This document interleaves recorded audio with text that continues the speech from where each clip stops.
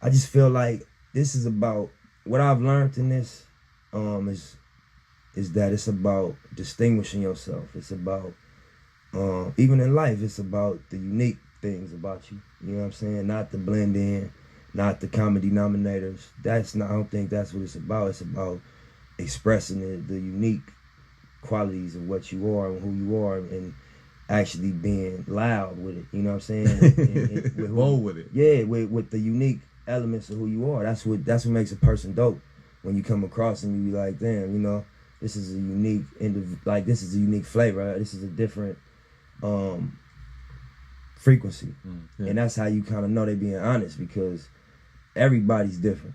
You know what I'm saying? And so if they are operating in like a type or like a mold, it's because they're not expressing the unique shit about them. So I think as a brand, you know what I mean, to come out on my first record and say this was different about me. These are the things that's different about me. I do own all the rights to all my raps, you know what I'm saying? Literally, you know what I'm saying? And that's distinguishing. That's what separates Nip. You know what I mean? And so I thought that would be the statement to make coming out first. You know what I'm saying? Even the Hussle in the House? That record you own as well? The rights to that? Well, retroactive, yeah. Oh, we got them back after we got out the Epic deal, yeah. Okay. You know what I'm saying? So, you know, once the Epic release, it was a cooling off period that, you know what I mean, that was involved, and that was like 3 years after the deal. Yeah. And so outside of that, you know what I mean, the Bullets 1, 2, 3, Marathon, TMC, Crenshaw, Mailbox Money, you know, that's all indie catalog. Oh wow. Yeah. I mean, that's the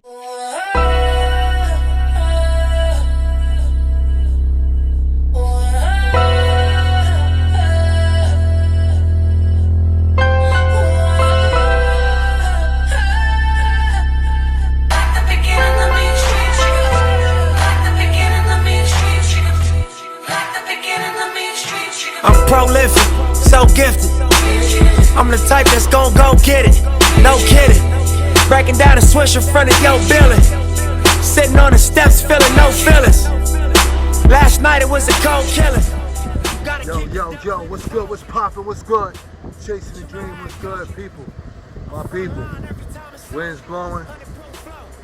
Fucking clouds in the background, nigga. Fucking sun's going down. This episode, we're gonna do something a little different. March 31st, I discovered an artist that was something that I've never seen before in a long time. A spirit, an energy that I haven't seen or felt in a long time. That entrepreneurial spirit, that hustler spirit, that rider ambition. Fucks me up because I discovered this artist on the day he died. And I'm fucking mad that I never got the chance to actually dive deeper into this person, into this great mind that was Nipsey Hussle. You know what I'm saying? I took time out from doing the Chasing the Dream episodes because I wanted to do something. I wanted to speak about Nip. I wanted to speak about the hustle. I wanted to show how he chased his dream. That's the same thing we doing today. But Nip did it in like so many different levels, it was ridiculous. I want to ask y'all out there, what are we doing? How we taking it to those next levels like that? How we making it different than the last man who did it? Are we doing something different than what the last man did it? And if we are we taking it to that next level like Nip did? I don't want to put out an episode where it's like, oh, you know, the homie Nip, when everything was going on with Nip, so I said I'll fall back. But what I wanted to do is acknowledge the greatness that is Nipsey Hussle. What I wanted to do is acknowledge the mind, the great mind that is Nipsey Hussle. How this man got out of jail, came out with a mixtape. He charged people $100 for this mixtape. Only sold 1,000 copies. That's like Lamborghini making only 1,000 Lambos and telling them niggas out there, if you want this Lambo, you gotta pay this amount of money to get this Lambo. If not, you miss out. I can't even front, yo. It was genius. Think about it. Everybody out there doing music right now, ask yourself this. Ask yourself this. Would you have the balls to print out 1,000 copies of your mixtape? Only 1,000 copies. And then sell it for $100? Did you have enough balls to do that? don't know if I'm gonna be honest with you, I wouldn't. I didn't. You know, I'm thinking about selling my mixtapes. I didn't think like that, but he did. It's just to show you how this man's mind was. I mean, from that, man, he got attention, man. He brought attention to himself. He made himself look like Lamborghini. Matter of fact, he just made his mixtape look like a Lamborghini compared to us Toyotas and Nissan niggas out here selling our shit for regular price. You know what I mean? This nigga separated himself from us right then and there, from day one. And that's exactly what I'm talking about on Chasing the Dream. What are you doing to separate yourself from everybody else in the crowd? What are you doing? Is it the way you bring it? Is it in the style and the fashion you bring it? Is it a combination of all those things? Is it your personality, the way you bring it, and the style and fashion you bring it? I don't know. For this man, though, this man was great. We lost a legend. A legend that was just beginning to take off. Like, just beginning to flourish and shine. And what I'm saying is, I'm challenging everybody out there watching Chasing the Dream right now. Whether you're chasing your dream, I'm challenging everybody out there that's chasing their dream right now. Whether you want to be an entrepreneur, own your own computer tech company, whether you want to own your own fashion company, your own makeup line, you want to make candles, something. Let's do it like this. Let's follow Nip's blueprint. What are we gonna do to set ourselves out there and make ourselves extremely different from everybody else that's doing it? I want y'all to think about that. And I want you to start to put those plans and ideas together. That's how Nip did it. He put those ideas and those plans together. If you watch the memorial services, you heard how him and his brother was talking on how they got the shop, how they got the store. And when they got the store, they didn't stop with that. They got the store, then they needed the barbecue joint. Then they wanted the barber shop. Do you understand what I'm saying here? That man said, this is the start, and now we got to branch out. We got to expand the brand. We got to blow this out. Damn, man. Nip, yo, I salute you, bro. You are a beautiful mind. And I'm mad that I didn't get a chance to notice it sooner. I'm mad that I didn't get a chance to get some of that knowledge from you sooner. You know what I mean? It's a shame that now that you're gone, now we backtracking, and now I'm backtracking trying to find out and try to get more information on that wisdom, on that knowledge that you had. And people, he put it in the music. That's what also set itself aside, different from everybody else. When you got all these niggas talking all this fuck shit, y'all fuck this bitch, fuck that bitch, I smoke this, la la la. Niggas looking danked out and stupid on screen. This nigga's telling you how to get it. He's telling you how to rise on screen, how to build on screen. In his music, he showed you he was living proof, man. He was living proof. Came from the gangs, man, did his time, said, nah, we got to switch this up. There's a lot of hustlers out there that switch up their games. There's a lot of hustlers out there that switch up their games. Smack, EP, you know what I'm talking about. A lot of hustlers, man, understanding sometimes that game that we in, man, it ain't gonna lead but to two places, either in the grave or in jail, man. So Nip made it. He made a switch, man. He made a flip, not a switch, a flip. This man made a flip, dog. And he took it from the gang, the slanging gang, to the rap game. Not only that, but then he blew it out even more. And he went into the real estate game, commercial real estate, and started building businesses and gave back to the community. That's crazy. And mind you, he was doing all this way before the deal. The deal just came, but he been doing that since then. So what I'm saying is, he ain't wait for nobody to give him anything. He ain't wait for nobody to give him a handout. He ain't wait for nobody to come to him with a contract and say, here, Nipsey, sign this. That man made his own destiny. That man made his own opportunities. That man built his own success. Self-made, he built it. And you know what he had to go through to make this happen? You know what he had to go through to make this happen? He tells you, B.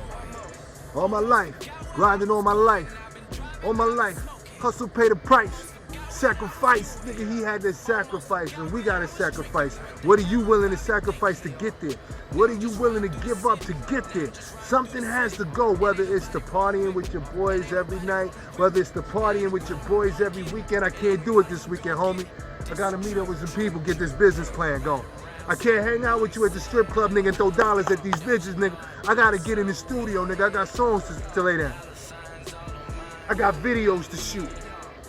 I got album covers, man, I gotta shoot for. I gotta proof for. I gotta run this market, and I gotta let people know we out here. So if I'm at the strip club, son, it ain't just to throw dollars at bitches. If I'm at the strip club, my nigga, I'm at the strip club to be like, yo, DJ, nigga, can you play my song? Or matter of fact, if I'm gonna get nice with the bitches, yo, boy, I got this new song. I think it'd be dope for you if you came out and shook your ass to this shit. Here, take a listen. That's the type of shit that was on, B. He took advantage of the opportunity, man, and capitalized. And not just capitalizing, just capitalizing. He capitalized in a major way. In a major way.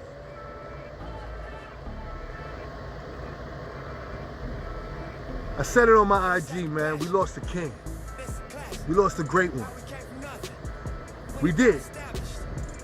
But what I hope is that he reached us. What I hope is that he inspired us. What I hope is that some people see that example of greatness and was like, damn, that shit was crazy. Did you see what the man did with his store? Did you see how the man was streaming music off the image? Off the image. On the clothes, son. On the clothes. Which means if you bought this shirt and this shirt had a logo of Nipsey's face on it, right? Say you bought this shirt 6 months ago. This is how dope this kid's mom was. Say you had a Nipsey Hussle shirt, it got Nipsey's face on it, right? You bought this shirt 6 months ago.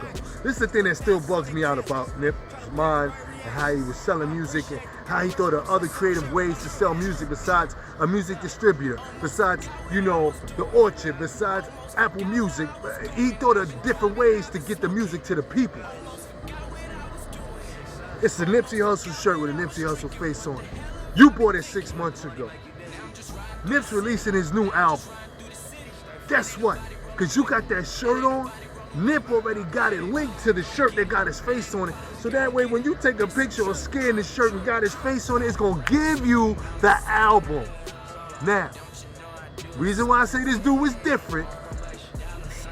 Stop. We're talking about Sean John.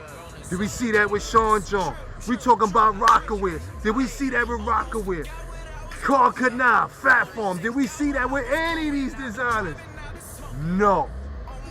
So how can Nipsey Hussle from the West Coast on Slauson Ave and Crenshaw come up with some idea like that and capitalize with the music? I mean, now think about it. This hoodie had a logo on it. You can scan the logo and get my music. How many of us can say that? None of us. How many of us can say that? Go buy the shirt and you're going to get the album. Just scan the shirt, you're going to get the album. How many people say that? How many people can say that? Are we selling our music like that? No, we're not. And this is exactly what I'm talking about. This is exactly what I mean when I say we lost somebody great. Because I'm going to be honest with you, I ain't never seen nothing like that. I ain't heard of nothing like that. I ain't seen nobody do it to that extent with the music like that. But Nipsey did. Like, what is this? Why is this store so important to you? I mean, a lot of business moves. Like, what's so important about this foundation, this store? Well, this is where really the Nip Hussle story, as far as doing music, started. Just as far as me like selling my mixtapes out the trunk in that parking lot, and even before the music, just hustling out the parking lot, and then making my transition to selling my music. You know what I mean? To my clientele, and you know, becoming known as an artist, just a young up and coming street artist, and then all of the levels that we've went up and just all the transitions since then. So it's a story connected to the space. Even before the store, just the actual geography, the parking lot, you know, and you know, we've been on many levels in this parking lot. It always been a pull up at 8 o'clock, leave at 10. It just been for different reasons, you know, since I was probably like 14. Right. Yeah. Where does hustle acumen come from? Because it's like you're very business minded. You know, obviously it's your name, but like, was it ingrained in you as a child or? Yeah, you know, my brother was always a hustler. You know what I mean? So I as a little brother, you gonna do what your big brother do, and then also just being in a situation where we needed to kind of like compensate. You know what I mean? And make up for like, you know what I mean, things that we felt we should have that we didn't. You know. Yeah.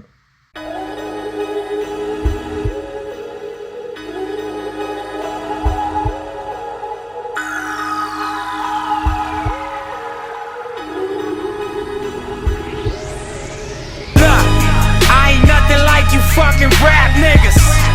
Hustle man, a shooter, that's a fact, nigga. 32 extendos in my Mac, nigga. Spend 1,000 on some t-shirts up at Saks, nigga. I ain't nothing like you fucking rap niggas. Hustle man, a shooter, that's a fact, nigga. 32 extendos in my Mac, nigga. Spend 1,000 on some t-shirts up at Saks, nigga. V12 in the valet, black on black, nigga. SA in the valley, do my tax, nigga. White boy in Manhattan, pay my tax, nigga. Drive out to the Hamptons to relax, nigga. I stopped smoking weed, then I relapsed, nigga.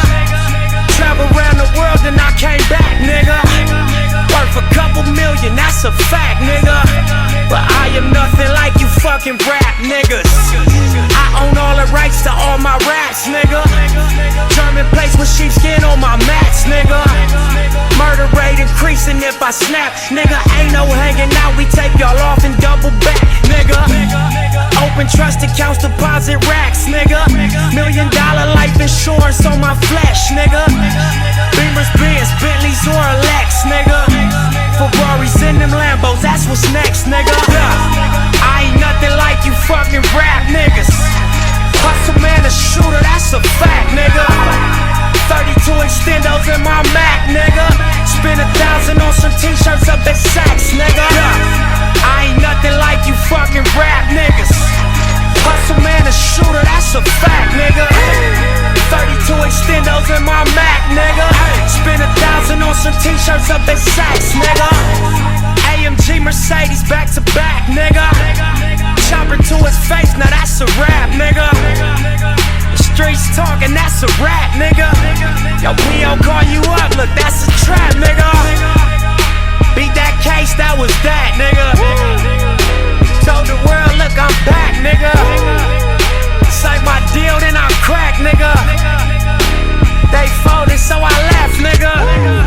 Can't a motherfucker tell me shit, nigga. We the no limit of the West, nigga. Percy Miller at his best, nigga. Jigger with the rollie and the vest, nigga. Acne jeans and Giuseppe's, nigga. Serving fiends off the steps, nigga. Murder sprees for the set, nigga. All facts ain't no motherfucking threat, nigga. I ain't nothing like you fucking rap niggas. Hustle man, a shooter, that's a fact, nigga. 32 extendos in my Mac, nigga. Spend 1,000 on some t-shirts up at Saks, nigga. I ain't nothing like you fucking rap niggas. Hustle man, a shooter, that's a fact, nigga. 32 extendos in my Mac, nigga. Spend 1,000 on some t-shirts up at Saks, nigga.